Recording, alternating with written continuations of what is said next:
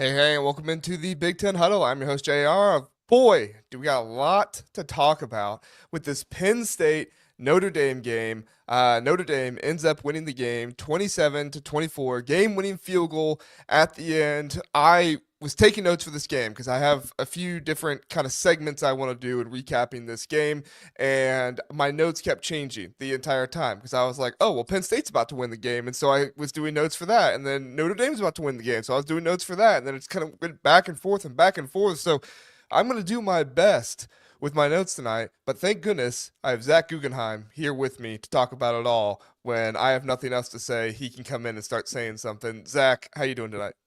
So I'll just start with this. At about every pivotal moment tonight, our stream stopped, and it was so we're like, and I was with a bunch of people, mostly Penn State fans that I work with, and we were just like, no, and then so we catch up, and then oh, it's okay. Drew Allen threw a pick. Oh my gosh! So it was a little crazy, but I know what happened. I think Yeah. so, but no, we got through it, but yeah, it was a really good game. Obviously sad for the Penn State faithful. Um, I think lots to talk about with Big Game James and Drew Aller and some of the criticisms that people have levied against them, especially the way that game ended. But I think overall, my takeaways, it was a great game. Yeah. Yeah, we have a number of things we want to get to tonight. So I think I have five things written down that I want us to cover. Number one, I want us to just give our general takeaways. Penn State falling to Notre Dame. What does this mean for Penn State? What does this mean for Notre Dame? I have three critical mistakes that I felt like Penn State made in this game that led to the loss for Penn State. And then I have three super important decisions that I felt like Marcus Freeman made late in this game that really won the game for them. Obviously, players playing, they win the game, stuff like that. But I want to get into those three decisions that I felt like Marcus Freeman made that won the game for him. And then I want to get into talking about the refs. Did the refs decide this game at all? And then finally, Zach will finish it up with James Franklin's legacy. What does this mean for James Franklin? Does this, tarnish his legacy? Is what he did this season good for his legacy? We'll kind of get into all of that. But first, I just want to get your takeaways. Obviously, like you said, great game, heartbreaker for Penn State. Just absolutely, if you're a Penn State fan, you are just on your knees right now, head in the ground, tear in your eye at this moment because it was right there. It was right there for Penn State. And Drew Aller throws across his body, the middle of the field, late. What are your takeaways, Zach? Well, I think it'd be easy to kind of pile on Drew Aller. It was a terrible decision. You Yeah, can't make that throw. You can't. Um, I mean, you got to just eat it at that point. I know you want to try to get points, but it's like, hey, let's live to play for overtime at that point. Um, but I think all that being said, I think it confirms that Notre Dame is a really good team, and so is Penn State. Like I thought both these teams were better than Georgia. And I yeah, think I think if you're a Penn State fan and I totally understand that you're thinking, "Ah, we blew it. Yes. But also like understand like this Notre Dame team is legit. And I think Riley Leonard bounced back. Like he threw two backbreaking interceptions, which were also mistakes. And I didn't think Marcus Freeman coached very well in the first half. And he made some big time adjustments and won that game. And I think that's more my takeaway than Penn State blew it. Um, that's not to say that Penn State doesn't have to look in the mirror. And I think particularly Drew Aller and Andy Kotelnicki, and even Tom Allen, I thought some of the defensive calls were not great. But at the end of the day, they did enough to win this game. And the reality is, if not for that pick, I actually think Penn State goes on to win it. But I think you got to give credit to Marcus Freeman. You got to give credit to Notre Dame. And what a run Notre Dame is on right now. Wins yeah, against Indiana, Georgia, Penn State, all within a 2.5 or no, all within a 3-week time frame. I think you got to give a lot of credit to the Fighting Irish. Yeah, I my biggest takeaway with that moment there at the end and what you were talking about with Drew Aller and the decision making was it felt like Drew Aller was playing that situation like they were down 17 to 24, Yeah, right? 50 yeah, that's seconds a left good on the point. clock. And Drew Aller is out there trying to get yards when, like you said, he could have just ate it. He could have just thrown the ball away, live another down. And Penn State had enough of a downfield throwing game in this one that they could have thrown the ball downfield more, but instead Drew Aller panics and he throws the ball late over the middle as if he is trying to win the game for the team because they're down. When in reality, they're tied. And I know the second half wasn't going the way Penn State wanted to go, but I'm a firm believer that you get into overtime, the best team wins. And I know Marcus Freeman and Notre Dame had a really good season and they were really hot and everything. But I still come away from this one thinking Penn State was the better team. Penn State just gave this one away, in my opinion. And I'll get into that more of that in my critical mistakes. But like you watch this game, Penn State's pass rush was getting to Riley Leonard. Riley Yeah. Leonard wasn't able to throw the ball down the field unless they're not all of them. Some of them were just really good plays by the receivers as well, but a couple of them were more mistakes by Penn State. And I'm not trying to take away anything from Notre Dame here. I'm just using these as points to say if I was James Franklin, I would have been perfectly fine with going into overtime. I would have said, Drew, you go out there, and if you take a sack, you take a sack. You don't turn that ball over. Yeah. You don't throw an interception. Because if we go to overtime, we're still going to win this game because we're the better team. Do you agree or disagree? Oh, yeah. I mean, I think one thing that you're hitting on, JR, and I think this has been true of Penn State, has been they, under James Franklin, and I think PSU Jim mentioned this too, or something to this point, I feel like their situational awareness is consistently baffling to me. Yes. And I think so. Even someone mentioned the DB falling down on the long touchdown to Jaden Greathouse. I'm like, man, I know that there was safety help back. I remember when I first saw it, I'm like, why is there no safety help? There was. The guy fell down, but I'm like, that coverage when you're playing from a lead just felt baffling. Like, why not play more zone? Why are you playing more bump and run? Especially like keep everything in front of you when you have the lead in the fourth quarter. I didn't like that play call defensively. I thought some of the offensive play calling when Drew Aller didn't have it early didn't make sense. I thought some of the defense, like early in the second half, they were calling a bunch of blitzes and they're running. Notre Dame's running right by them with draws, and I'm like, man, just play smart. And I think that's the thing. Like, this is, I think, the takeaway I have for Marcus Freeman the past 2 weeks. He is an expert at exploiting your weakness.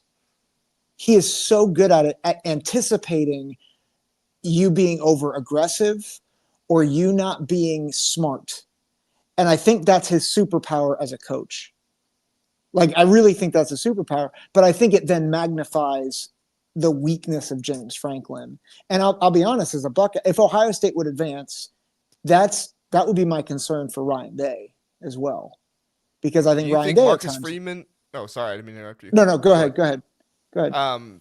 Do you think Marcus Freeman is the best coach out of these four that were left? Obviously, James Franklin no longer left, but let's just rewind a half hour. Of these four coaches left, do you think Marcus Freeman is the best coach? Because of I that ability to outcoach and magnify weaknesses of the other coach and take advantage of their deficiencies, do you think that makes him?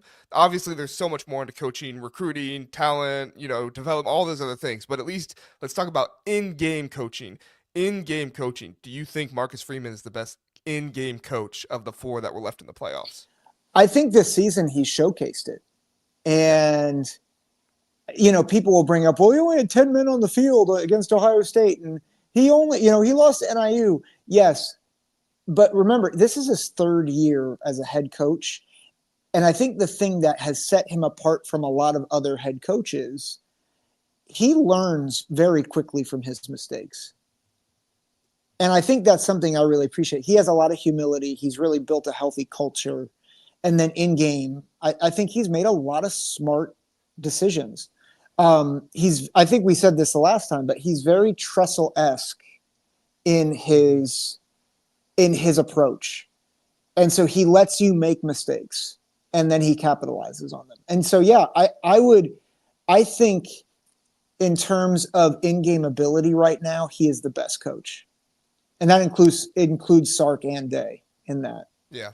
Yeah. I see all you guys' comments. We'll get to comments in just a second. I appreciate everybody that's in the chat. I appreciate all of you being here. Definitely want to get to those. I just really want to finish this Marcus Freeman conversation really quick, and then we'll get into what you guys are saying. Um, I totally agree. I think Marcus Freeman is basically what Jim Tressel was, but he still has a hint of aggression to him Mm-hmm. because you saw what should have been the last drive before the drive where Drew Aller threw the interception. They were dropping back to pass. I felt like in that one they should have been running the ball. They had 3 timeouts. They had 2.5 Mm-hmm. minutes left, and instead, uh, Riley Leonard gets sacked twice. Now, thankfully, the hands of the face, got rid of one of those. But Riley Leonard gets sacked twice there, and and you see a situation where Notre Dame can't move the ball even 10 more yards. But then they come back the second time around, and Marcus Freeman says, I'm not making this mistake again. We got 30 seconds left. I got 3 timeouts. We're running this ball. Yeah. And we're going to run it straight through Penn State. We're going to run it straight up the middle, and we're not going to let Abdul Carter and Dennis Sutton try to get to Riley Leonard. So they run the ball, one time with Jeremiah Love, and I think 3 times with Riley Leonard.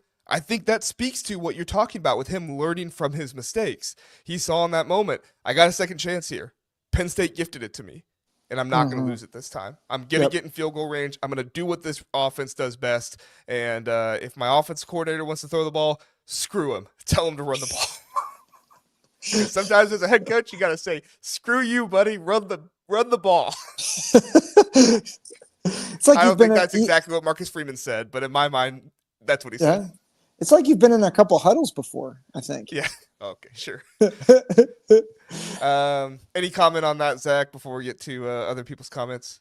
Yeah, no, I think you're spot on with that. Okay. He is, yeah, I think we're in agreement. I think he is the best. I think he's the best coach, and I thought he outcoached it, especially in that last minute. He did a great job. Which was the most important time to outcoach James Franklin. So, Yep. yeah. Yep. All right. I am going to get to you guys' comments. Philip says, oh, sorry, I go to John really fast first. John says, fun, but not surprising. Fact tonight, 0 wide receivers caught the ball tonight for Penn State. 0. And he is correct. If you look at it, Tyler Warren, 6 catches. Nick Singleton, 2 catches. Dinkins, is that a tight end, I As believe? a tight end, yeah. Yeah, 2 catches. Reynolds, 1 catch. Kachon Allen, 1 catch. Mm-hmm. Wow. Uh, Philip says Kotonicki had no confidence at Aller throw the ball downfield, not to anybody but Tyler Warren. That's for Yeah, sure. He didn't yeah. have. I don't know. I mean, this to me. This is the conversation. I was talking to somebody about this a little bit during it. Is it the fact that he doesn't have trust in Drew Aller, or does he not trust his receivers to get open downfield? The only one he trusts is Tyler Warren. Well, there were definitely some spots. I'll just say that this was Drew Aller's worst game this season, and I think it was significant. But I think we had seen elements of that in the first couple playoff games too. I think he just didn't get exposed like he did tonight. And Mm-hmm. I mean, one of my negative plays, it's actually back in the first half. He had, I think, Singleton wide open down the sideline of the field, and he hits him, and it's at least a 30-yard gain, Yeah. if not a touchdown. Like he had, room to move, and he just overthrows him, and that was, I think, that epitomized Drew Aller tonight. Is he was so off. And like, think about it. If he actually hits half the passes he missed, right? I think he was 4 of 12 in the Hmm. first half, something like that. If he's 8 for 12, Penn State's probably going into half with a 14-3, 17-3 lead. And instead Yeah. it's 10-3. So I think that I don't know if it's that he didn't trust Aller down the field. I think it's more that Aller was not productive tonight in the ways that he needs to be. Yeah, I mean, there were definitely some passes downfield that Aller just should have hit. I mean, he was clean enough in the pocket. The receiver was there, and he just overthrew him or he missed him. Even the Mm-hmm. final pitch, he overthrows Nick Singleton. Yeah, yeah. I know it's kind of a joke, but PSU Jim says terrible loss by Penn State again, similar to the Boise State game. Stopped running the ball when it was working. Notre Dame could not stop Singleton. Most will blame Aller for the end. Yeah, a lot of people are going to blame Aller, and that is the biggest talking point. I have other critical mistakes that don't center around Aller for me, but yeah, Mm-hmm. that's one of the biggest parts there. You have any thoughts on running the ball there for Penn State, Zach? Well, it's hard because, and you saw it in the third quarter that the run game did get bogged down. I think though the issue isn't. I agree that they should have run it more, but I think what they needed to do, and I think it's combines with Drew Allen, is they needed to be more creative in getting easy pass plays to then loosen up the defensive line, the defense again, so that they could continue to run. I felt Mm-hmm. like their drive in the fourth quarter where they had the throwback, that should have happened in the third quarter. Like those plays should have happened earlier to get easy pass yards to free up the running backs. I thought, again, and this has been a criticism we've had of Kotelnicki, I felt like at times they were too cute or too stagnant in their pass concepts. And because of that, it took them a while to loosen up what was going on in the run game. Yeah.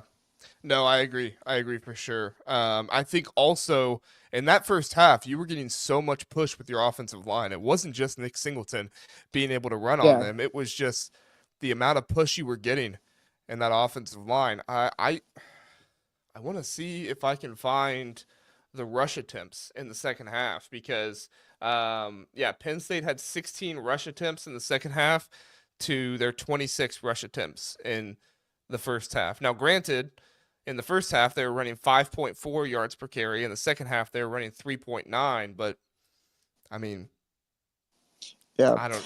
Do you know what? Do you know what caused Notre Dame to be able to shore up on the defensive side? Because I saw them moving the line in the first half, and I'm like, oh, Penn State's going to win this game. And then all of a sudden, it felt like on both sides of the ball, Notre Dame was the more physical team. Honestly, I think so. I was talking to somebody about this during the game and how, Penn State was just able to move Notre Dame's defensive line so much, and it really started to show how much Notre Dame's weakness of the size on the defensive line was there. And I was talking about how I was surprised Georgia didn't do this in their game. And then I was reflecting on it and saying, oh, yeah, Notre Dame's defensive line was just being more athletic. They were getting around blocks better. Even though Penn State was trying to leverage and use their strength against Notre Dame, they were still able to evade those blocks and get into the backfield. I felt like Notre Mm, Dame did a better job of evading those blocks. Again, they weren't trying to push Penn State over. They were just trying to not get blocked, and which I know is a super simple way to say it, but I think you watch the second half, I think you see the Notre Dame defensive line rely more on their athleticism rather than just we're going to try to push you and you're pushing us because it wasn't working for them. So, yeah. gotcha. All right, couple more comments and then we'll get to our other stuff.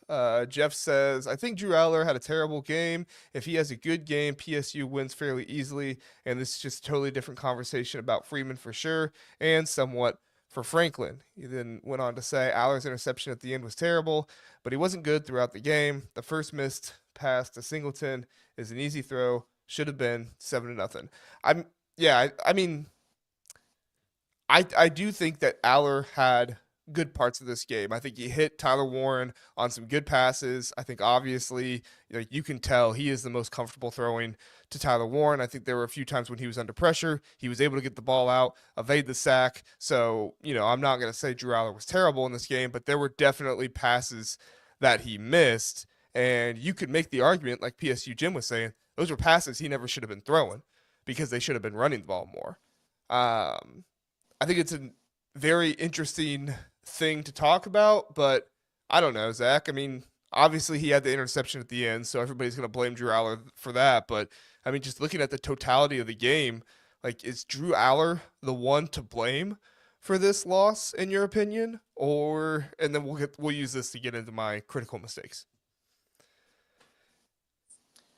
I don't think he's the only one, but I think you do like he threw the interception, and if he hits some of those throws that he missed, someone brought up the Singleton drop, that's on Yeah, Allen, John did. in my opinion, because um that was not a good accurate ball. It was behind, hit him in the knee.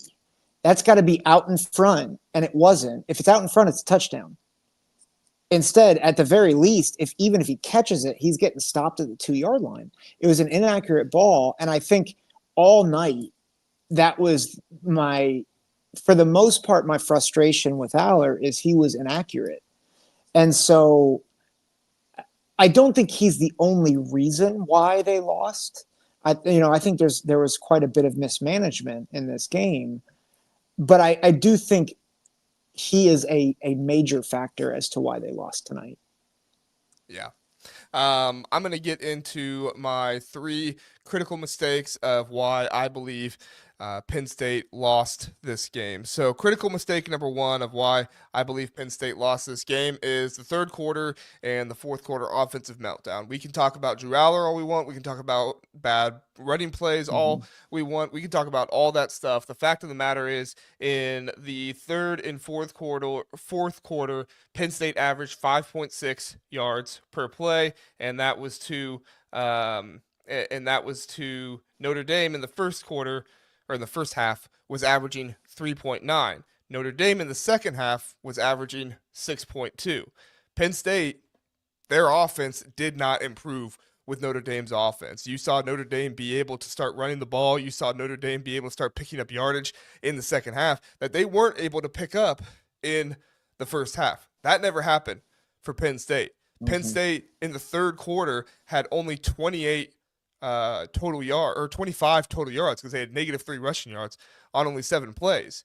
When you only have 4 minutes of possession time in the third quarter to 11 minutes for Notre Dame, thankfully Notre Dame only scored 7 points on them, but that could have got real ugly real fast with how Penn State just completely lost the third quarter and then started losing in the fourth quarter as well. My other one is Penn State lost the middle 8 in this game. In those last 4 minutes of the first half and in the first 4 minutes of the second half, I believe that is where the game really started to change because you saw Penn State get that touchdown. Penn State had confidence. Penn State was rolling at that point. I believe it was 10-0. And then on that next drive, Notre Dame is able to go down the field and with only 2 minutes, get a field goal. Then they get the ball right at the beginning of the next half, and they go 8 plays, 75 yards, and they get themselves a touchdown. They just went right down the field on Penn State. It was just knife through butter at that point.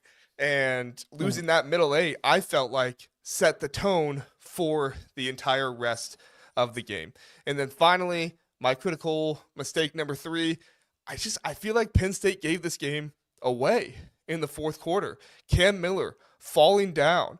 Just as I was telling my wife, she didn't really care, but just as I was telling my wife, I was like, Notre Dame needs a big play here. She didn't really care. She was just listening to me and being nice. But I said, Notre Dame needs a big play on this drive. Like, they are going to have to get a big play in order to win this game. Right after I said that, Cam Miller falls down, and Riley Leonard throws the pass out to Grayhouse, and he's able to juke. I believe it was Jalen Reed, one of the safeties. I forget if it was Jalen Reed or the other one.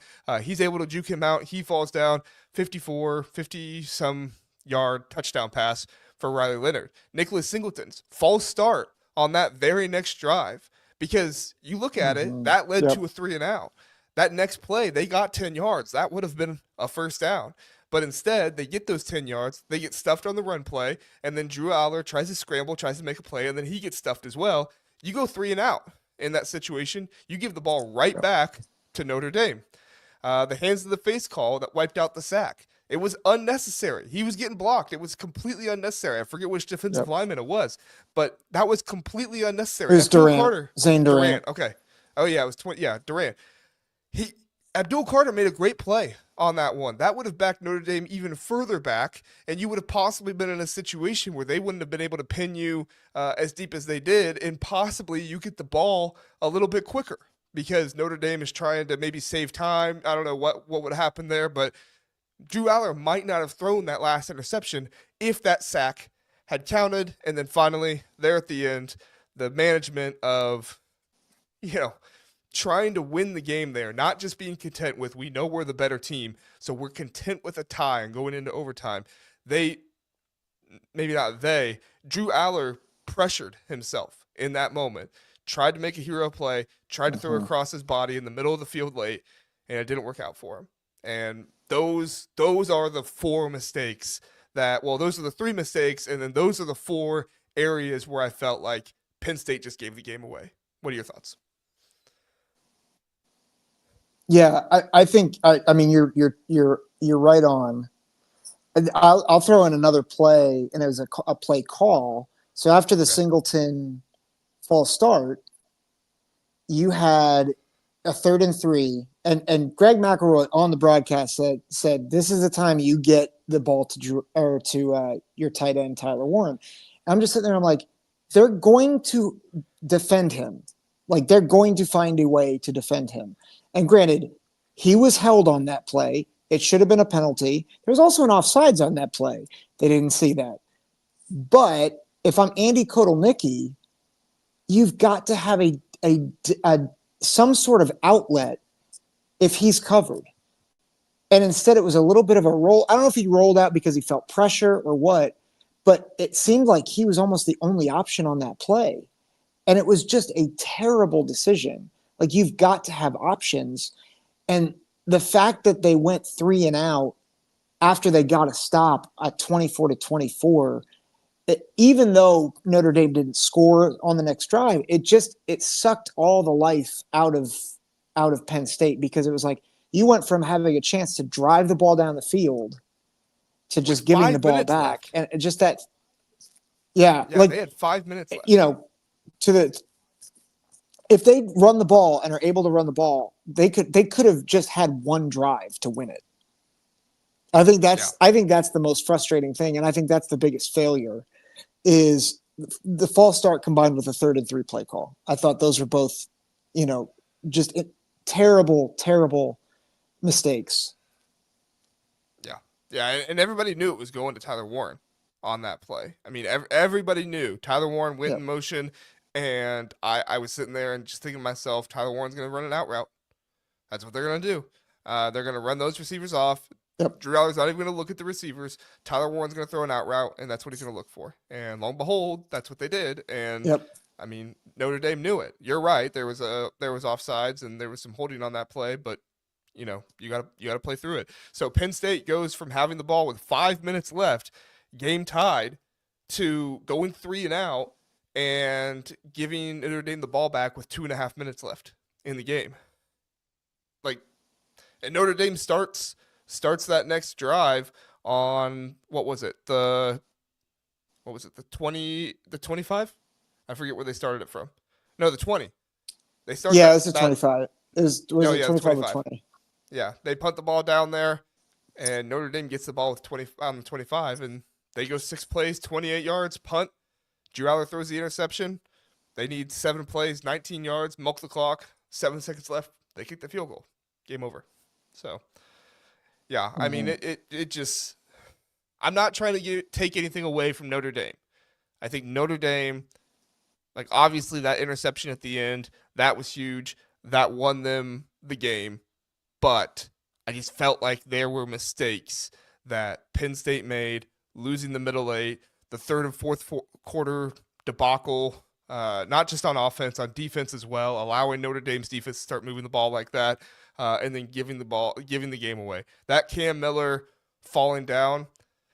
I know Drew Aller's going to eat himself alive, and I know this isn't how football players operate, many of them, but that Cam Miller falling down was just as impactful, if not more, than the Drew Aller Yep. interception, I think. And the hands to the Yep. face. And the Nicholas Yep. Singleton false start. I mean, they all added to it. Yeah. So, Yeah. all right. Yeah. For as many, Go ahead. I was going to say, as many good plays as Penn State made, there were a lot of negative plays too.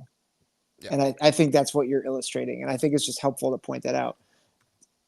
Yeah, and Notre Dame made a ton of plays too. I'm not trying to take anything away from them because what we're going to get into next is the 3 decisions that Marcus Freeman made in this game to win them the game. Now, some of these are not like super big coaching decisions. They're more so kind of like vibe and feel, but I think that's a huge part of coaching, especially in these big games. You have to kind of have that vibe and that feel, and you have to be able to trust your players. So number 1, Marcus Freeman trusted his defense out there on the field in that game winning drive that Penn State could have had a game winning drive. And Marcus Freeman trusted his defense. Not only did he trust his defense, but he trusted his Mm-hmm. defense to play defense straight up. It would have been really easy to go Mm-hmm. into that final drive and say, okay, let's just play prevent defense. It'll take them a little while to get to the 50. And then at the end, when they get to the 50, like, maybe when they get to the 50, they stall out and they can't get a field goal or something like that. Marcus Freeman didn't do that. You could tell, like, they were playing man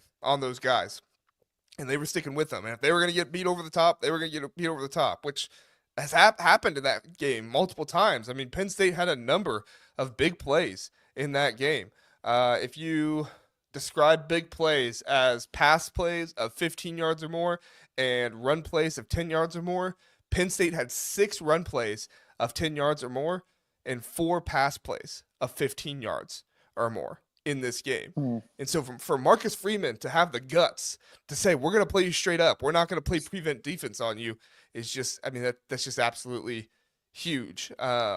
Obviously, it could go the other way, and you could say it was a terrible decision if they got a big play on him, but he trusted his pass rush, he trusted his guys, and then there at the end, he trusted his kicker. Despite the odds, right? They talked about it a bunch of the broadcasts. This was one of the worst, if not the worst, field goal kicking teams in the country in the regular season. Jeter comes into the postseason, kicks way better.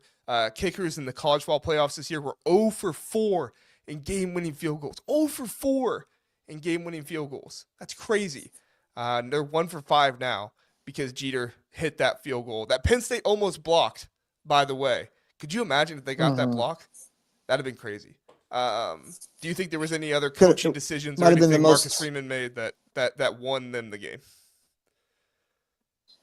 I think a big one is the fact that Marcus Freeman trusted his backup quarterback at the end of the first half. I think they let him throw, they let him drive the ball down the field and get a field goal. And that gave them a ton of momentum going into the second half. You talked about winning the middle 8. No one's going to remember. I don't remember the backup quarterback's name, but he played a pivotal role in getting the momentum into the half and cutting that lead to a touchdown. Yeah. Yeah, he played a huge role in that, and it was decision making by the coach to get that to happen. So, I mean, as far as I look at it, Yep. like there were just so many things that Marcus Freeman did in the fourth quarter, decisions that he made, and he was forced to make the decision, right? Like there's no way that he goes for it on what was that 4th and 9 after that sack. Like there's no way he goes for that Mm-hmm. in that situation. So Yeah. I get it, but still, like I don't know, you could have done something else, but he didn't do it. He trusted his defense, and I think Marcus Freeman deserves a lot of credit because this team dealt with a good amount of deficiencies in the game. The pass rush of Penn State was eating the Notre Dame offensive line alive the entire game. Riley Leonard was struggling to throw the ball, and also the aggression to go with Steve Angeli. It was Caesar Tweezer is bringing it up here. The backup quarterback for Notre Dame. They're at the first half. Zach, I don't know if they win this game if that backup quarterback didn't set them up like he did there at the end of the first half, Yep. right? Yeah, yeah. I mean yeah, exactly. Like Marcus Freeman trusted him with the ball to drive them down the field at the end of the first half. I thought that was huge, huge. And I think that really means something for you to trust your players, not just the players that have been performing for you all season long, but to trust every guy on your team, to trust Jeter after the regular season that he had, to trust the backup quarterback coming in at the end of the first half there to say, dude, we need at least a field goal. Go out there and throw. To trust your defense, play defense straight up on Penn State. I just I don't have enough nice things to say about Marcus Freeman in this game. After that, Yep. so we'll talk about James Franklin in just a second. The next thing I want to get to is the refereeing in this one. Zach, a lot of thoughts on Twitter and everything that the refereeing was pro Penn State. A lot of thoughts that the refereeing was pro Notre Dame. I personally felt like the refereeing was a little bit more pro Notre Dame just because of how much holding there was by the Notre Dame offensive line and how much it wasn't being called. Now, I will say there was holding by the Penn State offensive line that wasn't being called too, but I felt like there was more by the Notre Dame defensive or by the Notre Dame offensive line. They did have the pass interference call that went against Notre Dame, which I think was the correct call. So they did have some of that stuff, but like the lack of holding calls, the pass interference call, the hands to the face call that they put on Zane Durant, I felt like that was justified. Them confirming the interception there, that was the diving catch there at the end of the game. I mean, Zach, just overall, do you feel like refereeing played a part in which team won this game, or did you feel like the refereeing was pretty on point today and they stayed out of it when they needed to stay out of it and they got involved when they had to get involved? Oh man, it's tough because I don't think it was on point, but I'm not sure it was pro any team either. Like I hear see people in the chat are like, oh, they were so pro Penn State or they were so pro Notre Dame. Listen, there are bad calls on both sides. I think Jeff McMichael and I were talking back and forth on Twitter. He mentioned it was a rough spot to call the pass interference on when he threw to Tyler Warren in triple coverage, which was a terrible decision, by the way, Right. and it was a terrible ball. It was late, Yes. but at the same time, like it was a textbook call. Now they hadn't been calling defensive holding all night, so to call it there felt a little weird. But it was textbook. So yes, you can get upset that they weren't calling it and then they call it textbook. But I think that's my takeaway. I thought officiating certainly impacted the game, but I'm not sure there was a net positive for either team. I think it was bad calls after bad calls. Yeah, I mean, like I thought the pass interference call was correct. I felt like the hands in the face call was correct. But my issue was probably more of the missed calls rather than the calls they made more than anything else. Right? I pointed out the holding, the lack of holding on both sides, but I felt like there was more holding by Notre Dame. And then you pointed out the offsides, the holding on Notre Dame against Tyler Warren that looked like it occurred. But I almost appreciate that they like that's so hard to say, right? Because if you're Notre Dame, you're like, oh, I appreciate that they let the guys play, right? But if you're Penn State, you're like, okay, well, you got let the guys play, but you also let the other team get away with a cheap foul to basically win them the game Mm-hmm. because Penn State didn't convert on that third down. So like, I mean, I don't know. Like I look at it and I say there wasn't a huge like controversial targeting penalty like there was against Texas and Arizona State. There wasn't a big like push off pass interference penalty like there was Ohio State and Oregon in the regular season. Like there wasn't a big call made at the end of the game, but if you watch that game, you're going to think about but there also wasn't a call made when maybe it should have happened, which I think is probably the thing that's going Yeah. to eat at people more than anything else. Yeah. Yeah. No, I agree. So, all right. And then, Zach, our last topic. And then if you want to bring anything else up, you certainly can. But I want to have a real honest conversation about James Franklin. So James Franklin, when he loses this game to Marcus Freeman, you could argue that James Franklin lost the game for him. As I pointed out earlier, I think there was a whole lot more that happened in this game, more than just James Franklin losing the game in the fourth quarter. As a Penn State guy pointed out in the chat, once again, it's happened time and time again now. And then, so he has that happen. But this is also a situation where Penn State had arguably the easiest path to get to the semifinals. Now, I don't really subscribe to this theory. I do think that, you can't say like exactly, I don't know, like I want to give credit to James Franklin for winning playoff games, right? But at the same time, he also faced a group of five team and a team that was group of five last year and had a rather easy ACC schedule to get to the ACC championship game and then wasn't punished when they lost. So, I mean, SMU probably deserved to be in the playoffs, but I could definitely see an argument for an Ole Miss or somebody like that getting in over them. So for me, like I have to acknowledge those things when I'm talking about James Franklin. But at the same time, I can't be one of those people that just says James Franklin, he didn't get any wins in the playoffs, and this does nothing, and he's the same old that we saw before. What are your thoughts? I think the legacy question is so hard. It's funny. I've been at a conference with our ministry, and a number of them are Penn State fans, and a lot of them are ready to see James Franklin go. And it's because of the manner in which he loses. And I think it's very similar. Again, I think it's very similar to the Ryan Day conversation several weeks ago when he lost to Michigan, which is they want him to be a national championship. They want Penn State to be a national championship contender at least once every 10 to 20 years. And by contender, I mean actually win it. And I think the reality is the ceiling for James Franklin has been in like 6 to 10 range, where you're good, you can be really good, and even sometimes you can upset a top tier team. But in reality, you always tend to come up short, and you kind of come up short in ways where you shoot yourselves in the foot. And I think that's the difficulty with not just that they lost this game, it's the way they lost.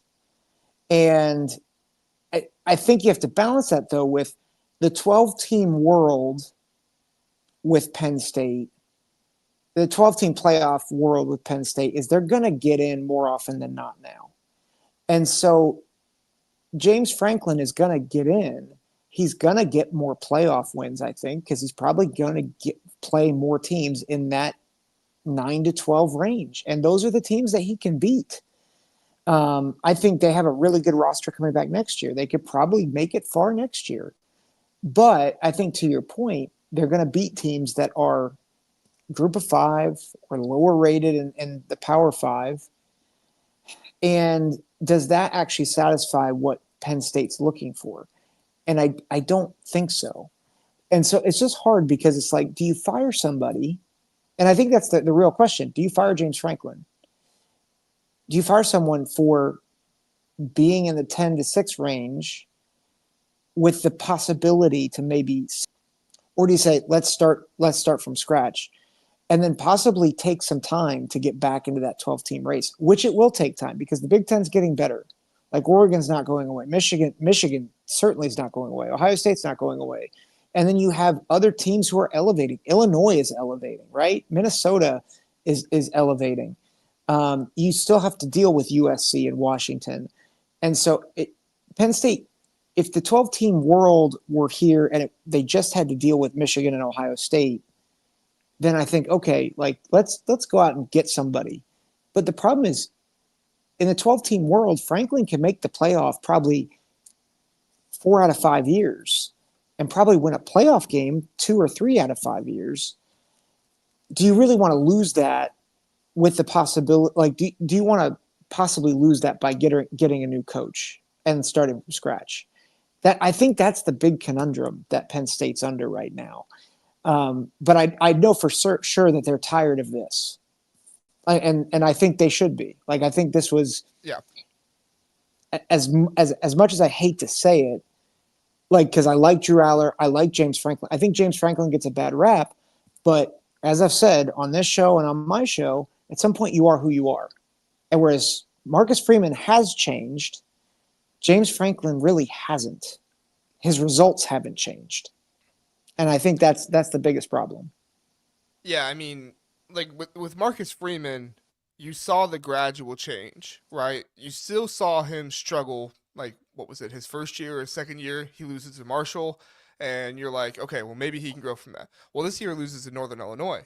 You're like, okay, well this guy still struggles coming off a big game, beating inferior opponents, but you also saw him take down an Indiana team that looked good all year.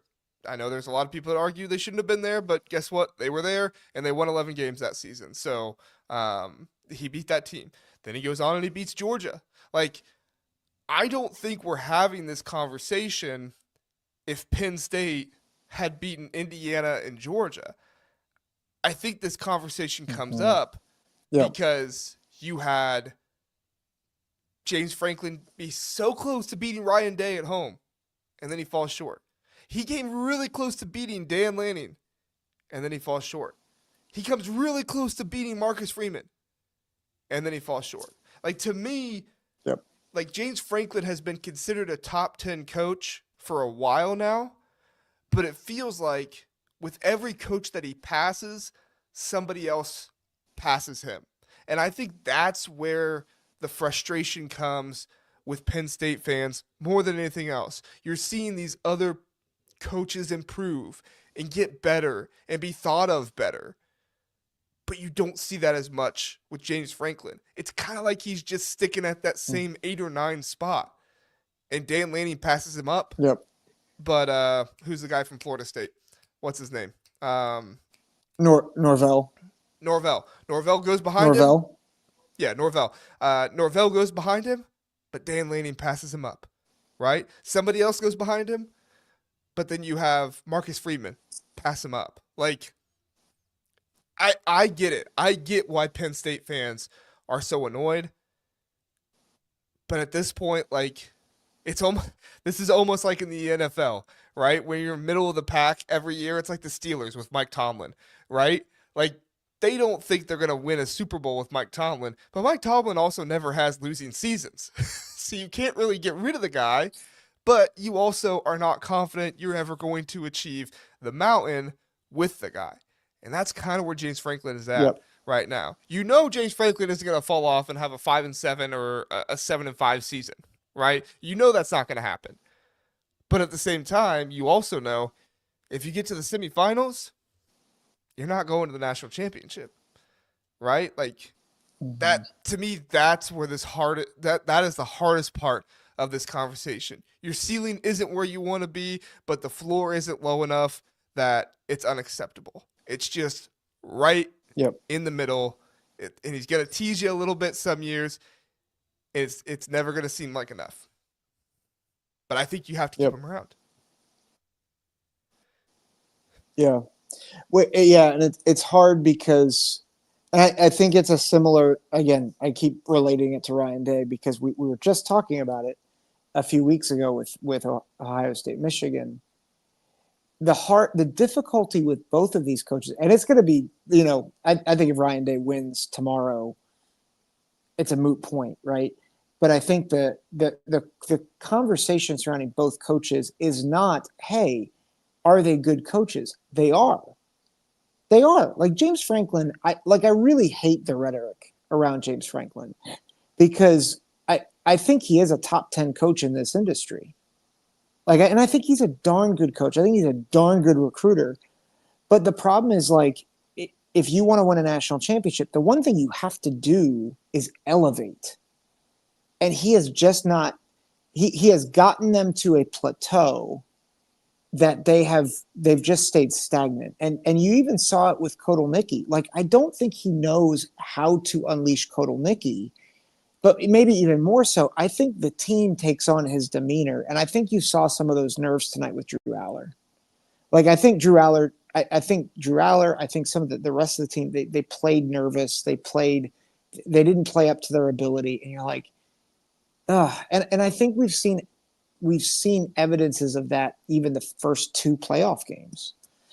And those weren't stiff competition, as you alluded to. They were good. Like, I think you got to give credit to Boise. You got to give credit to SMU, but they're not the elite teams that Penn State is craving to beat.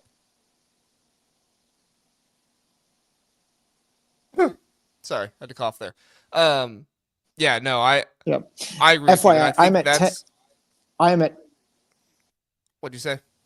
I'm at 10%. I'm at 10% battery, and I think I'm lagging pretty hard. So I Okay, apologize. you're So fine. I might need to I was wrap gonna up I here. was getting ready to wrap it up.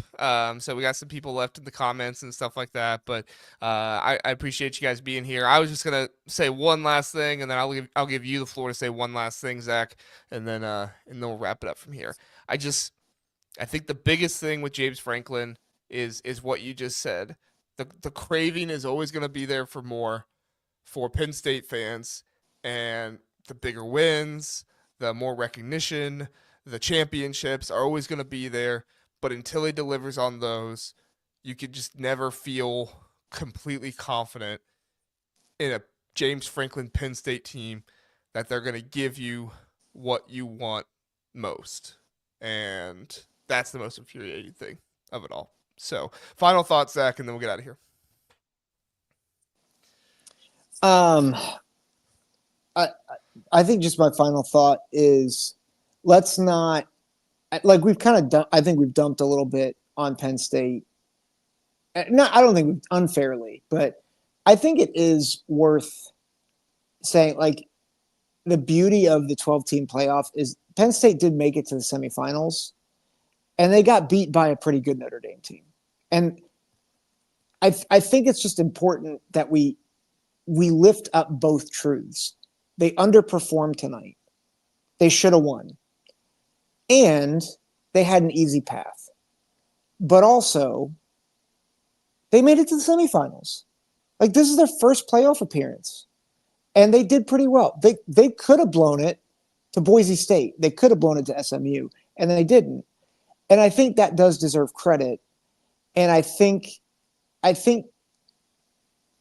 if James Franklin is going to turn things around and elevate, this is the way to do it. To make the playoffs, to get to the semifinals, and say, hey, that wasn't good enough. How do we get better so that we make the championship game next year? And so the pattern would suggest that's not going to happen. But, like, let's not neglect the accomplishment of Penn State either. Yeah.